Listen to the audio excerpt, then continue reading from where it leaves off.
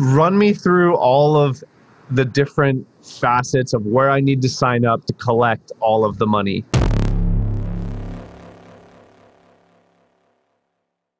What's ASCAP? What's BMI? Hands? Anybody?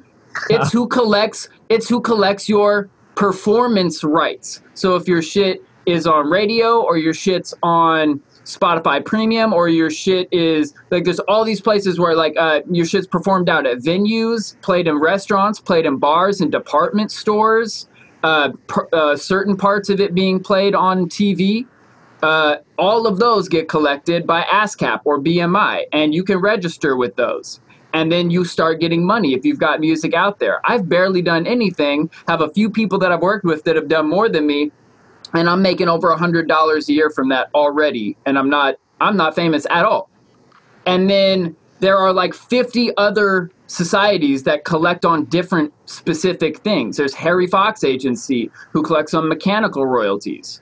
That's a whole nother game. There's Sound Exchange that collects for internet radio or like Spotify free, Pandora. Back up. What is this Harry Fox thing? So Harry Fox is an agency that's been around forever. They were the people to figure out back in the day, like, I don't know, 100 years ago or whatever, that somebody is going to need to collect on mechanical royalties. Mechanicals are when like a physical copy of your shit gets made. So like first it was sheet music, then it was phonograph records. Of course, that rolled through tapes and CDs and all the other physical modes of buying a mechanical reproduction of music. That even got dropped into digital downloads at one point. It's like, oh yeah, like fucking iTunes, every time they copy a downloadable version of that, that's a mechanical, because a machine is making a copy of this record. And there are statutes. The artist on that record is, accounted like what is like 9.1 cents per dollar or something. Garbage, but that's how labels work. If you're your own label, you get the rest of that money. But then Harry Fox is an agency that they're also the people, they collect on all those mechanical royalties, track and collect them. So you have to sign up with them with an account and tell them what all your songs are so that they can track them so that they can give you your money. But you're telling me that I need an account with these Harry Fox guys, just like I have an account with ASCAP to collect the rest of my money? Yeah. And that's not the rest of it. I thought I knew something about anything. I clearly don't. Oh my God, there's so much. Hold up. Rewind the whole fucking tape. Let's keep going. Yeah. I am an independent producer, and I am distributing all of my own music that I made myself and mastered myself and wrote the lyrics for myself on DistroKid or wherever. Run me through all of the different facets of where I need to sign up to collect all of the money. Okay, disclaimer at the front. I definitely don't know them all. Yeah, I don't care. You clearly know more than me, and I thought I was researched. So yeah, you know more than 95% or plus of anyone who's listening. So yeah, so obviously if you're with DistroKid, they collect some money like direct from some of the streaming. I'm not 100% exactly which of that money it is or even why. That kind of confuses me. But, you got your account there. They track something, they collect something, and they eventually pay it to you. Here's your $15 for the last quarter or whatever, right? Then ASCAP and or BMI. There's a third in the U.S. called CSAC, but they're invite only. They are owned by Blackstone, something that Harry Fox and CSAC are sister companies that are owned by the same parent company. The Music Modernization Act, which went into effect 2 years ago, was voted through 2 years ago and started going into effect to try and help figure all this shit out and conglomerate things and raise the statutory rates that have been static for over 100 years. At the very, everybody had come to the table, done all this negotiation, all these different parties. ASCAP and BMI had done a bunch of fighting for people. There's all these nonprofits that had gone into the negotiation with government and figured all this stuff out. And at the very last minute, this Harry Fox CSAC, conglomerate company came in and were like, hey, we're going to try and hold the whole thing up unless we can have a big seat at this table, because we've been making so much money off of this for so long. We're going to be pissed if it changes. And I'm definitely not the most knowledgeable person on that aspect of exactly what happened there or even how it went down. But I know they came in and tried to hold it up at the last minute. And I think they did end up using their leverage to get a bigger seat at the table, but they also didn't derail it as much as they were trying to. So, kind of another compromise there. Then, as part of the Music Modernization Act, they decreed that it was like 10% of Spotify and other streaming giants' revenue had to go to the actual songwriters. And they decreed that it would have to raise like by 0.9% a year. So it was like 10 point something, and then it was going to go to like 15.1 over 5 years. And then Spotify and Amazon, I think, are trying to fight that. And like take that to court to, do we really need to do that? Because then we won't be able to exist. Side note, Spotify pays like, millions, like $3 million a month for their New York offices. Just signed a $10 million 10-year deal with Joe Rogan to get his podcast on their network because they're trying to corner the podcast space. And it's like, oh yeah, you guys definitely don't have enough revenue to support the people that actually create the art that is 90% of your business. That's not even to mention the like 51% of their revenue deal they signed with the major labels when they first got together with the labels, because they needed those major label catalogs to have a viable business model. Otherwise, they'd just be SoundClouding out right now, because it's like, oh yeah, if you really like digging for obscure music, SoundCloud's your spot. But there's so much of the real music that most people actually give a fuck about and would pay $10 a month to go hear, is just it's not there. Mm-hmm. So to actually get back to the point, you need to sign up with ASCAP and or BMI. I recommend ASCAP. I'm with ASCAP. There are two sides to every record. There is the writing side that ASCAP collects on. There is the publisher's share and the songwriter's share. If you're an independent and you're not signed to an actual publishing company, you are both. Get both accounts. With ASCAP, it's $50 per account. That is forever. It's a setup fee, and then you have those forever. And if you only get one, like a lot of silly people think, oh, I'm not a publisher, so I'm just a writer. I'm just going to get the writer's side. You're dumb, and you're literally saying, no, thank you. I don't want 50% of my money I'm owed for the music I made. So become your own publisher. Just set up, pick a name, register it with ASCAP. Like I'm Lucas Rainverver, the songwriter, as an actual government human being, and then Luke Rain is my publishing company named after my artist project, and there we go. Some people are like such and such a publishing, and then here's my writer's name, and doesn't matter, but you need both sides. With BMI, they give you the writer side for free, but then it's like $150 minimum to get the publishing account, or more depending on if you've got a more complicated situation. And it doesn't really matter if you go BMI or ASCAP past that. But that's to collect on performance royalties, one little place where you can get money. Then Harry Fox does mechanical royalties, and also they handle all cover song licenses. So if you wanted to do a remix of somebody but realized you wouldn't be able to upload it anywhere, you could do a cover version. But to get a cover version, you have to pay this blanket license where you pay Harry Fox, and then they pay most of that to the original writers of that song, and then you can do the cover version. That way you own the publishing on this new version, but the original writers own the writer's share because you're covering their song. So, say you want to, do a Taylor Swift. We're listening to those metalcore covers the other week.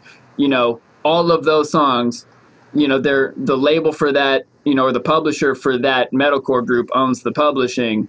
And then the actual writing is still Taylor Swift's or Kendrick Lamar's, because they're using their actual lyrics, which is the overall frame of the song. Then there's more.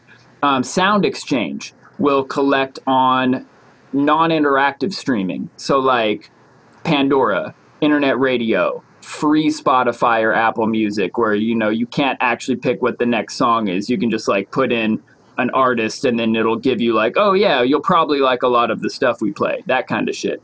That is a whole other collection agency called Sound Exchange, right? Then yeah, and bro, I'm just scratching the surface here. Oh my God! And then there is, I mean, like YouTube.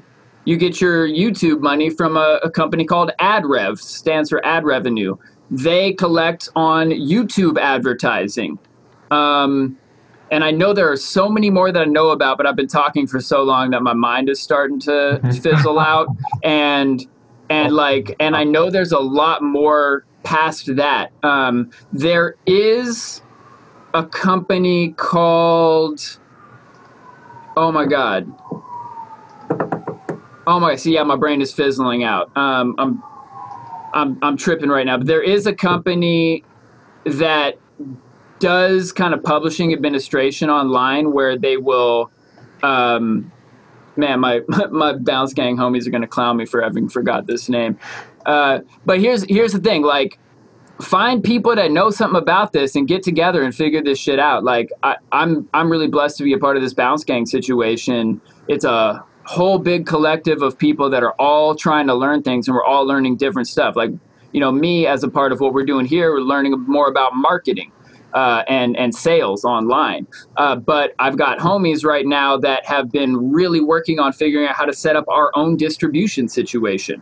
They've been busting ass on this for months, and we just actually got our own distribution situation set up. So instead of having like DistroKid and being like, I'm not really sure what's happening behind the scenes, there's not a lot of transparency. All I know is I pay a small amount per year, and then I get a small amount of money back, and it's easy to put my shit online. That's all I know. And they got a little bit of analytics that tell you, oh, like, yeah, like some people listen to your shit, and they might have been in that country. There's not much. We decided, no, we really want to know what's going on behind the curtain. You know, we want to be the great and powerful Oz for our own music business. So we decided that we're going to go set, you know, and I say we, my homies that I am associated with and in a crew with have been busting their ass. Shouts to those guys for Homies Incorporated. Yeah, right. Bounce Gang, man. It's we're Gangaroo Distribution, and we're setting up as a part of that. We're setting up Gangaroo Records and also Gangaroo Publishing Administration. We've got a whole nother sub team of Bounce Gang that is currently really understanding publishing administration, like listing out all of the places that we need to register our music with and how to collect that back. And we're going to be our own publishing administration aggregator, so that instead of having each one of us have to learn these 100 places to get our money, collectively we will learn them, figure out a way to automate the whole process so that you can register, put all your info in, and then have partnerships with all of these places so that I register my song, it automatically registers with all these places. And then all of that money comes back to our one big pot. So instead of having to wait for every company's payment threshold of like, oh, you got to have at least $100 in this bank and $50 in that one and $25 in that one, and they're coming in at fractions of a penny at a time. So you might not get to see that money for years. You know, it's like, oh, well, we're just all going to put it in one pot and then make our payment threshold to give you money from our pot $1. And then it's like, okay, cool. When we'll pay out every month. So as long as you made $1 this month off music that was collected, you get it. And then you can put that back into your ads for your next album or whatever, your next single. Yeah, man. This has definitely been one of our most like music business understanding how shit works kind of episodes. And I'm excited to do more of these. Yeah. Because it'll also help keep me on my game. By the way, I couldn't think of the name of the worldwide publishing royalty collection system. It's called Song Trust, SONGTRUST.com, Song Trust. It says, what is Song Trust? It's the world's largest global royalty collection service. Song Trust streamlines the music publishing administration of 2 million plus songs. Add yours. It's basically, they built all the relationships digitally and the digital registration systems with all of these different collection agencies and aggregated it. And then they were just bought last year by a company called Jamber. If any of y'all have heard of Jamber, they like won some big grant for like music technology a couple of years ago and started really, really moving forward. They built an app called Split. So if you're collabing with people, download the Jamber Splits app. It's a free app. You can make a split sheet where you guys agree to the percentages that each of the songwriters is entitled to. Like, say, you know, the three of us made a track and we decided to split it 3 ways evenly. We could do that. You know, one person would get the 33.34 instead of the 33.33, and you'd have to fight over that 0.1% or whatever. But, you know, or if, you know, it's like, oh, you know, I made most of the song and then I wrote the vocals, but, you know, the vocalist like did a little bit of changing around to the melody and I wanted to give them a percentage and be like, all right, well, what do you agree to? What sounds fair to you? 5% of the record? Dope. That sounds good. Let's make it work. And then since they bought Songtrust, they're working to implement a system where then straight from that Splits app, you can then, with the click of a button, and that's where their monetization will come in. You can buy like a pack of 10 registrations for $5 or something. And so for like 50 cents, you can then click a button and save yourself many hours of having to go register your song with all of these different societies. And then through Songtrust, royalty collect it for you. So I will do that for sure. I don't want to fucking spend time doing admin shit. I just did that the other day for a couple songs on ASCAP. Actually, it was really easy to just do it on ASCAP. Oh, it's super easy to do it on ASCAP. No time at all. But I didn't know that there's fucking 10 other places I got to go do the same shit. And that's the thing. There's probably more than 10. Fuck.